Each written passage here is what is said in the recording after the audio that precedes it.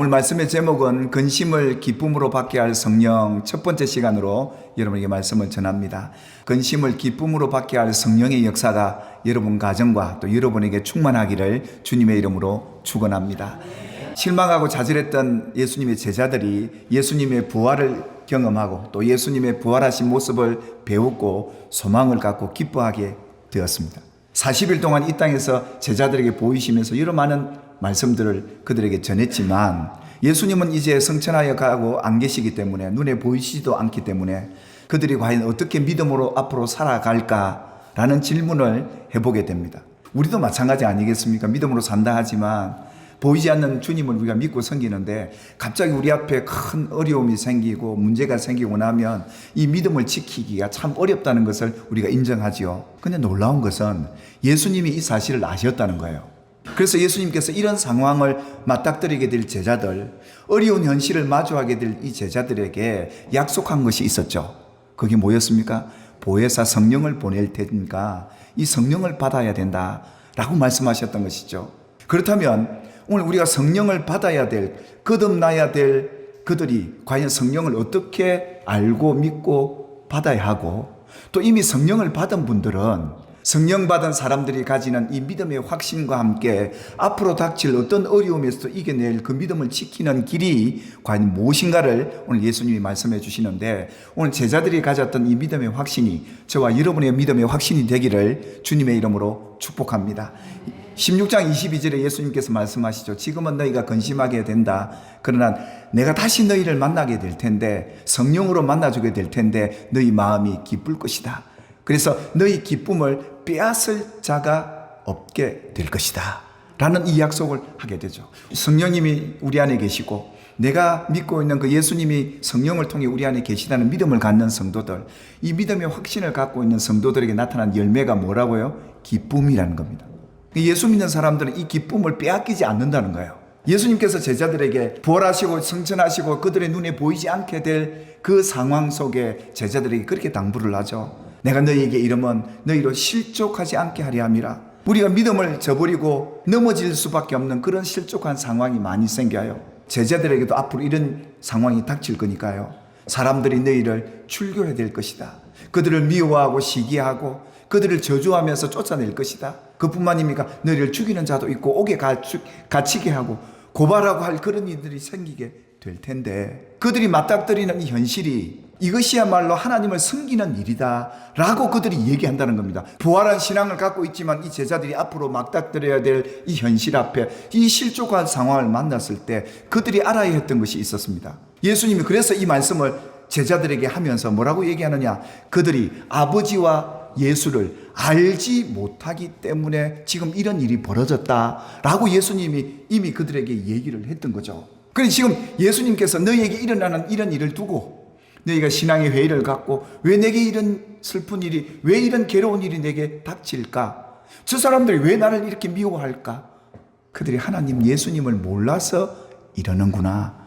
그렇게 여기라는 겁니다, 예수님이. 근데 그들이 지금은 이 말씀을 감당하기가 어려웠어요. 언제 감당이 됐습니까? 성령을 받고서야. 아, 예수님이 그때 그렇게 말씀하신 게 저들이 나를 미워하는 이유를 알겠다. 이런 이유에서 앞으로 이런 일을 당할 때 예수님이 뭐라고 그럽니까? 너희에게 이 말을 하는 것은 너희로 그때를 당하면 너희를 미워하고 너희를 저주하고 너희를 출교하고 죽이려고 옥에 가두거든. 그런 일을 당하거든. 내가 너희에게 말한 이것을 기억나게 하려 함이라.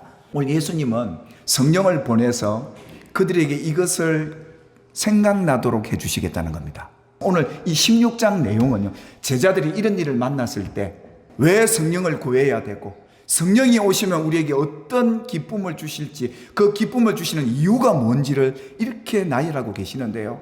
사랑하는 여러분, 성령님이 여러분에게 이런 어려움을 만났을 때, 낙심할 때 성령을 받되 충만하게 받으셔서 이 근심이, 이 슬픔이 기쁨으로 바뀌게 될 여러분들을 축복하며 기대합니다.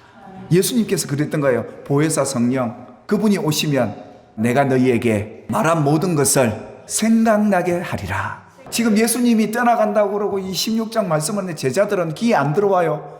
예수님이 지금 말씀하시는데도 여전히 근심해요. 앞으로 예수님 없이 어떻게 살까? 예수님 이제는 우리 곁에 안 계시면 어떻게 살까? 이렇게 근심하고 있는 그들에게 이 말씀이 들리겠습니까? 그런데 놀라운 것은 한 번 들었던 말씀이라도 그때는 기억이 안 나더라도 누가 생각나게 하세요? 성령님이 생각나게 하시는 거예요. 어떤 어려운 환난과 핍박을 만나도 왜 일어났고 어떻게 내가 이 문제에 맞서야 할지를 성령님이 가르쳐 주겠다는 거예요. 그리고 예수님이 뭐라고 합니까? 이렇게 말을 하는데도 너희 아직도 마음에 근심이 가득하구나. 그래서 예수님께서 실상을 내가 말해줄게. 육신으로 너희 눈에 보이는 예수의 모습으로 있는 것은 너희에게 별로 유익하지 않아. 떠나가는 것이 너희에겐 더 좋아. 내 이름으로 보낼 그 성령 보혜사가 너희에게로 오게 될 것이니 보내어 줄 테니 받으라. 그 영을 받으라 했던 겁니다. 여러분, 성령님이 오시면 하는 역할, 그분의 역사는 바로 이 세 가지였는데요.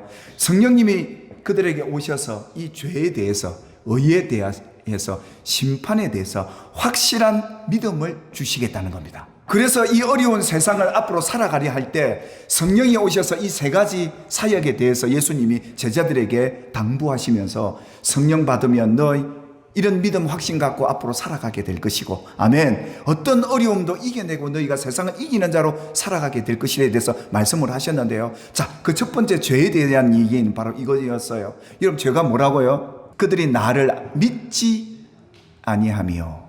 예수님의 제자들을 세상이 왜 미워했다고요? 예수님을 몰랐어요. 예수님을 믿지 않았어요, 제대로. 그래서 미워하고 핍박했던 거죠. 근데 이 죄라는 게 바로 그런 거예요. 예수님을 제대로 믿지 않는 이것이 죄라는 거예요. 그 성령님이 오시면 이 죄를 깨닫고 돌이켜서 예수님을 믿게 해줄 이 역할을 하는 거죠. 믿는 자에게는 믿음의 풍성한 은사를 더 주시고, 믿지 않는 자는 깨닫고 돌이켜서 믿음을 갖게 하는 역할을 누가 하셔요? 성령님이 하신다는 거예요. 의에 대해서는 바로 이런 거였습니다. 우리 인간은 어려울 수가 없어요. 그래서 오직 믿음으로만 어려워질 수 있는 길이에요. 그래서 성령님은 이 의에 대한, 곧 믿음에 대한 것을 심어주기 위해서 뭘 얘기했느냐 하면, 내가 아버지께로 가니까 이제는 예수님을 더 이상 볼 수 없다는 거예요. 지금 제자들이 맞닥뜨리는 현실 속에 눈에 보이지 않는 예수님, 부활 성천에 하나님 보좌 우편에 가신다고 그러니까 이제 예수님을 못 본다는 실망감, 좌절감, 그런 믿음을 어떻게 가져요? 성령만이 믿게 하신다. 이것이 깨달아지고 믿어지고 정말 눈에 안 보여도 믿어지는 이 역사를 누가 준다고요? 성령님이 오셔서 해주겠다는 겁니다. 나를 미워하는 그 사람들이 나를 핍박하고 막 그러더라도 거기에 누가 계세요? 주님이 나를 지켜주고 계시고 나를 붙들어주고 계시다는 이 믿음을 갖도록 이 의에 대해서 성령이 책망해 주신다는 거예요. 성령이 오시면 이 심판에 대해서 우리에게 확신을 지켜준답니다. 어떤 심판입니까? 예수님이 십자가에 죽으신 것은 예수님이 받은 심판이 아니라 누구를 향한 심판이라 했습니까? 이 세상 왕, 이 세상 임금, 마귀가 심판받은 것이죠. 그렇다면 이 세상은 이미 심판받은 거예요. 그럼 누가 이긴 자예요? 예수 믿고 따른 제자들, 오늘 저와 여러분들, 이 심판에 대한 확신을 갖게 해주겠다는 거예요. 여러분, 우리 예수 믿어 이 세 가지를 우리가 확신하고 산다면 어떤 상황에서도 우리는 이기게 될 줄 믿습니다. 근심이 기쁨으로 바뀌어지게 될 줄 믿습니다. 성령님을 우리가 모시고 살고 성령으로 거듭난 분들도 이런 세 가지 확신이 없기에 기쁨이 없는 거예요. 되찾읍시다. 죄와 이 의와 이 심판에 대한 확신만 제대로 갖고 살아도 여러분이 빼앗겼던 그 기쁨 다시 되찾고 여러분의 것이 될 것입니다.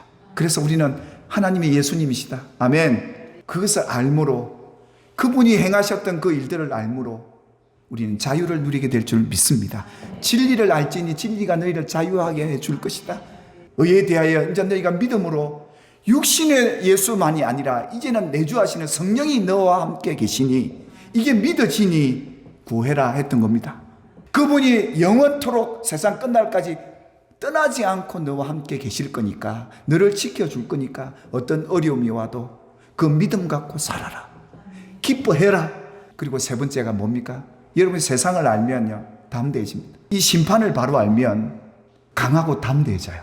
인생의 문제 앞에서 여러분이 작아지지 마세요. 여러분이 큰 자입니다.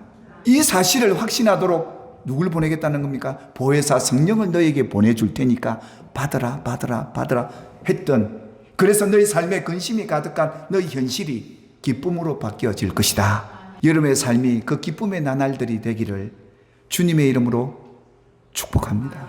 우리가 모일 때 성령께서 임하시죠. 같이 기도하고 찬양할 때 오늘 이 성령님이 여러분의 삶 속에, 여러분의 가정 안에 충만하게 임재하시기를 여러분 구하시고, 여러분의 현실에 지금 근심 가득한 삶이 계시다고, 앞으로도 올 근심이 있다고 두려워하지 마시고 이 기쁨 받아 누리시기를 주님의 이름으로 축원합니다.